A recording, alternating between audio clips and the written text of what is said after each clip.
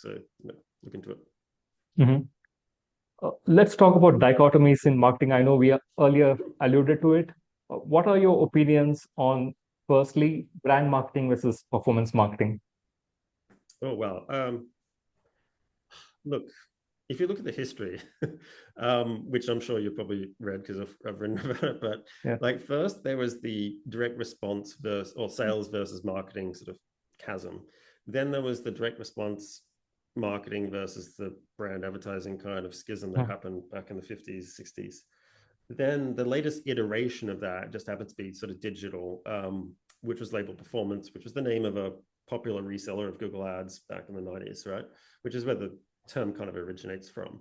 Then it created this whole schism between digital agencies versus traditional ad agencies. Ad agencies sort of went back into the whole, well, we're going to double down on brands, emotional storytelling, and large format video and TV and all that kind of thing, right? And then the digital agencies just went, oh, you guys are wrong. Like, you can't even measure anything, which is kind of true. They're both kind of right. But there's this sort of divide that's happened that I don't think is a healthy way to think about how channel investments and marketing works in general, specifically advertising communication channels. I think I've seen performance campaigns have a branding effect. I've seen branding campaigns, like core branding campaigns, have a really good sales effect. And I can pretty much dismantle anyone's argument that these two things exist.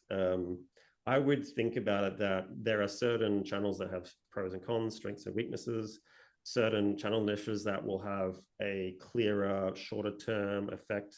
They'll be more obvious, and other ones that are a bit of a longer burn and sleeper sort of channel investments that will boost everything else up, but not be easily measurable or very explicit in the way that they do that. And that's why you need to have really high quality, sophisticated measurement systems, because there's a lot of hidden things that will have a positive effect that won't be captured if you're only using sort of one piece of the measurement pie.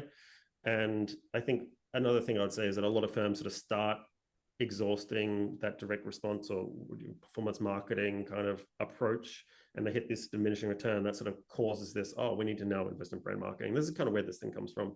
But I mean, they've been doing brand marketing since day one, if you think about it. And that's what I'm saying. Like, I think the thing that gets lost here in this argument is that there's a difference between like building brand and brand advertising. So everyone thinks you build brand via brand advertising, and it's not true. There's many ways you can do it. So I think that causes people to just sort of fall for this agency sales pitch, I would call it. So yeah, it's not a good way to think about it.